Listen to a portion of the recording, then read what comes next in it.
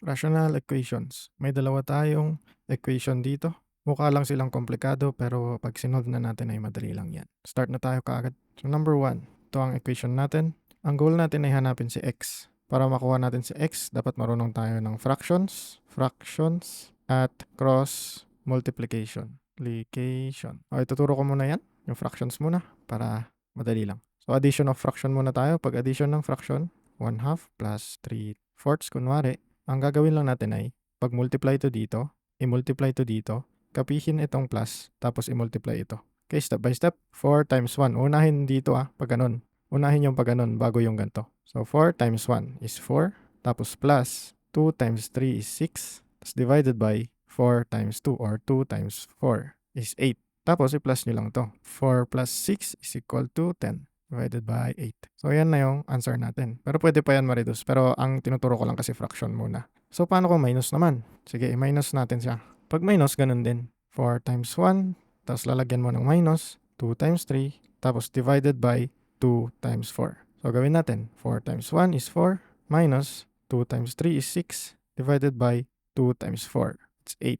Equal yan sa 4 minus 6 ay negative 2, divided by yung 8. Yan yung sagot natin. Pero may kailangan kayo tandaan pag parehas yung denominator. For example, 1 over 2 plus or minus 5 over 2. Plus or minus applicable to sa plus tsaka sa minus. Ganito ang gagawin. Pag parehas yung denominator, kakapihin nyo lang yung denominator tapos ipag-plus nyo na to or ipag-minus nyo. Depende sa operation dito. So plus kunwari yung operation, edi 1 plus 5 equal to 6. Kung minus naman, edi 1 minus 5 equals to negative 4. So ganun lang, kapihin nyo lang yung denominator. Tapos ipag-plus nyo or minus yung nasa taas. 1 plus or minus 5.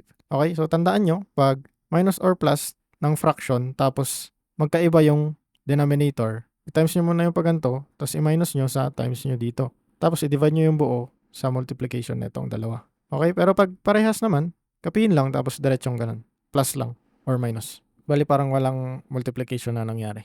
Okay? Okay, discuss ko rin yung multiplication at saka yung division ng fractions. Sa multiplication at division naman ng fraction, madali lang, mas madali. Bali, kunyari 1 over 2 times 3/4 ulit. Pag multiplication ng fractions, diretso lang, pag ganyan lang. 1 times 3 is 3, 4 times 2 is 8. Ganyan lang. Okay? Kahit parehas yan, kunyari ito ay 2, kahit parehas sila na 2, pagta-times mo pa rin. 2 times 2 is 4. So, yan yung sagot mo. So, pag times, palaging diretso lang. Kahit ano man yung number sa baba. Okay? Pag division naman, kunyari division to, burahin natin to. Pag division, ang gagawin nyo lang ay yung i-reciprocal to, tapos ipag-multiply. Bali, 1/2, tapos magiging times na yan, tapos i-reciprocal nyo to. Ang reciprocal ay babalik na rin nyo lang. Magiging 2 over 3. Yan ang reciprocal ng fraction na ito. Kung 1/2, i-reciprocal mo, magiging 2 over 1. Okay? Babalik na rin mo lang. Yun ang tinatawag na reciprocal. So, i-reciprocal mo muna to, tapos gagawin mong multiply.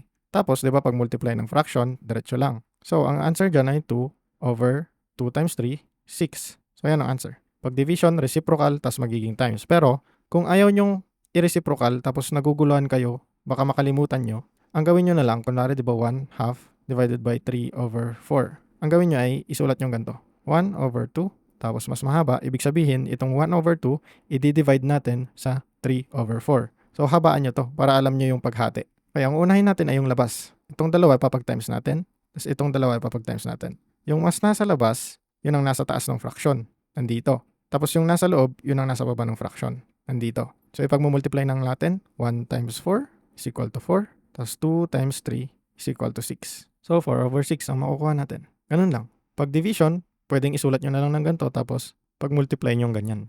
Okay? So, alam na natin yung basics. Yung next naman ay yung cross multiplication. Yung cross multiplication, applicable siya pag may equals. Okay? Kunyari, 1 over 2 equals 4 over 5. Itong 5, i-multiply mo doon, tapos yung 2, i-multiply mo doon. Bali, magiging 1 times 5 is equal to 4 times 2. So, yan ang cross multiplication. Magkaiba yun sa addition tsaka subtraction ng fractions Yung addition at subtraction ng fractions, di ba? I-multiply pa niya ganyan. Pero iba to, kasi equals to. Bali, ang nangyayari lang, ipapakita ko sa inyo, ang nangyayari lang dito ay tinatanggal natin yung mga nasa baba o yung mga denominator. For example, tatanggalin natin si 5. I-multiply mo to sa 5 para mag-cancel ito. Tapos, syempre kung nag-multiply ka ng 5 sa kabila, di ba mag-multiply ka rin sa kabila kasi equals to. So, ang kakalabasan niyan ay 5 times 1 over 2 is equal to 4. Di ba? Kasi nag-cancel na to. Tapos, tatanggalin mo rin to. So, i-multiply mo yung dalawa ulit sa 2. Ganyan. So, ang lalabas dyan ay 5 times 1 is equal to 4 times 2. Para hindi mo na gawin yung pag-multiply both sides ng mga number na nasa denominator, yun ang gagamitin, cross multiplication. Para siyang shortcut. Pinakita ko lang sa inyo yung process niya, yung original process. So, ang cross multiplication, kunyari yung dati nating equation, 1 over 2 is equal to 4 over 5. Cross multiply, ganyan lang. 5 times 1 is equal to 4 times 2. Ayun, parehas sila, di ba? Sa nakuha natin kanina. Parang shortcut lang siya para hindi mo na i-multiply or pahabain pa yung solution mo.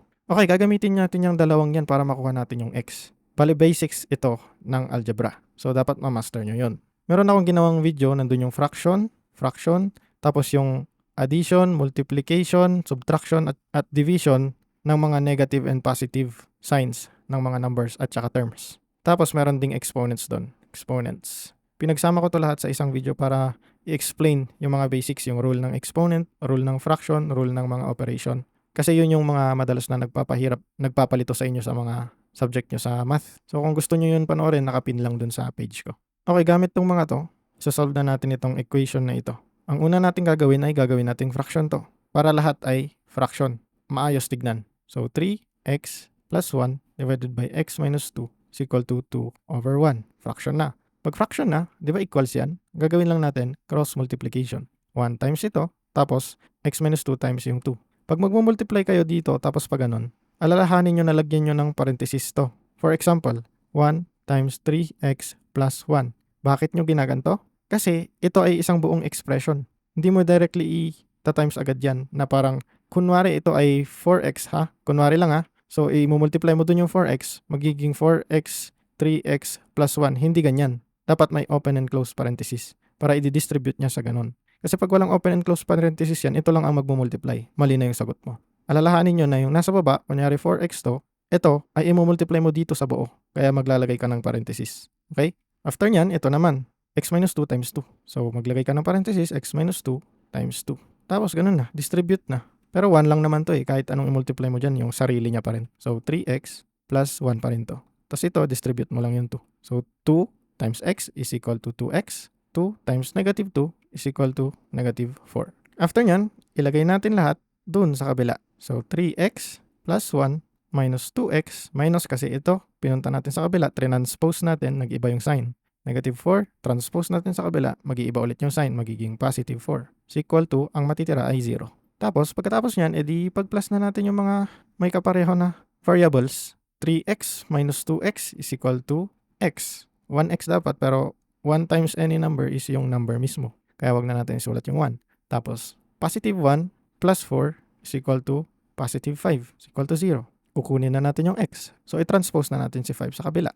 X is equal to negative 5. Yan na yung sagot mo. So, para ma-check mo kung tama yan, i-substitute mo sa equation mo. So, saan ba natin pwede i-substitute? Dito na lang. So, papalitan lang natin yung x. Ayan kasi ang x ay equal na sa negative 5. Papalitan lang natin yung x ng negative 5. So, i-try natin. 3 times negative 5 plus 1 is equal to 2 times negative 5 minus 4. So, ito muna. Sulat na lang natin dito.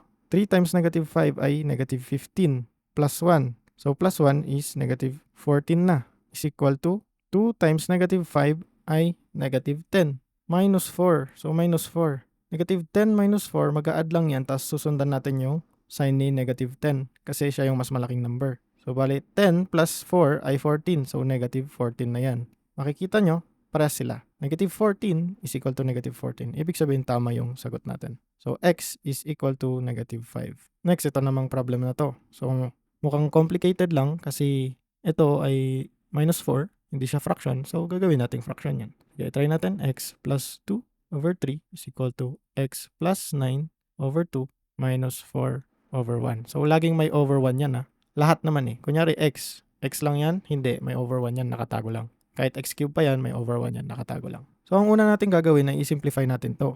Para pag iisang fraction na lang siya, pwede na tayo mag-cross multiply.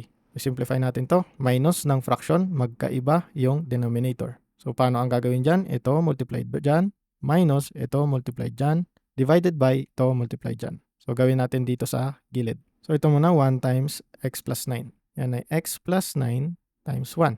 Tapos, kapiin yung minus. Minus, tapos 2 times 4 is equal to 8 divided by 2 times 1 is equal to 2. Okay, so ito na yung equation natin. Tanggalin na natin yung 1 kasi 1 lang naman yan. Pag yung 1 minultiply mo dito, ito ang lalabas. So, tanggalin na natin yung 1. Okay, simplify natin ito. Ilagay natin dito. X plus 2 over 3 is equal to, so copyin natin ito dito. Ayan. Tapos, burahin na natin yung 1. Next na gagawin ay cross multiplication. Ito, multiply mo dun sa buong expression na ito. Tapos ito, multiply mo sa buong expression na ito. So, 2 times x plus 2 muna. 2 times x plus 2 is equal to, ito naman, 3 times yung buong expression na ito. 3 times, so bracket ang gagamitin natin kasi nagamit na yung parenthesis. X plus 9 minus 8. Yan. So, i-distribute na natin to dito para ma-simplify natin. So, sige, i-simplify na rin din. Sige, i-simplify na rin natin to. 2 times x is equal to 2x. 2 times 2 is equal to 4. Equal yan sa 3 times yung expression na x plus 9. 3 times x plus 9 tapos minus 3 times yung 8. Yan ay 24. So, medyo nagiging malinis na yung equation natin. Ayusin pa natin. So, ito, simplify natin. 2x plus 4 is equal to 3 times x. So, 3x yon. Tapos 3 times 9 is equal to 27. Positive. Minus 24. Yun, malinis na. So, simplify na natin to. 24 at saka 27. Bali, magma-minus lang yan. Tapos positive kasi mas malaki si 27. So, 2x plus 4 is equal to 3x 27 minus 24. Yan ay positive 3. Yun. Tapos ito, ilipat na natin sa kabila para isang linya na lang sila tapos equal sa 0. 2x plus 4 minus 3x kasi transpose natin to sa kabila kaya nag-change yung sign. Tapos minus 3 kasi transpose din sa kabila, change sign. Negative 3 is equal to 0. Tapos pagsamahin na natin to tsaka ito. 2x minus 3x yan ay negative x. Negative 1x. Tanggalin lang natin yung 1. Tapos 4 minus 3, magkaiba sila ng sign kaya magma-minus tapos susundan natin yung sign ng malaking number which is positive. So 4 minus 3 is equal to positive 1 is equal to 0. After nyan, transpose natin si negative x sa kabila para maging positive. Bale, ang mangyayari ay x is equal to 1. Yan na yung sagot natin. Tapos i-transpose natin yung 1 dun sa equation dito na lang para makita natin kung tama. So 2 times 1 plus 4 is equal to 3. Pinapalibutan lang natin si x ng 1 kasi equal na si x sa 1. Okay? 3 times 1 plus 3. 2 times 1 ay 2. I-plus mo yung 2 sa 4 is equal to 6. So ito naman kabila, 3 times 1 ay 3 plus 3. 3 plus 3 is 6. So 6 is equal to 6. Kaya tama yung x is equal to 1 natin. Okay, tapos na. So na-discuss natin ay yung kahalagahan ng fraction tapos yung cross multiplication. Yun yung kailangan nyo sa rational equations. So pag pre-practice nyo yun, yung fraction tapos yung cross multiplication, kayang-kaya nyo yung rational equations. Hindi yung rational equation yung mahirap. Ang mahirap yung fraction tapos yung cross multiplication. Hindi naman sa mahirap, parang hindi lang na-practice, okay? So practicein nyo yun, yung dalawang yun, itong dalawang to, tapos kayang-kaya nyo na yung rational equations. So pag nahihirapan yung iba, nakakilala nyo, i-share nyo to para matulungan nyo sila. Huwag nyo itatago sa kanila para sunod-sunod kayong matuto. Yun lang. Thank you.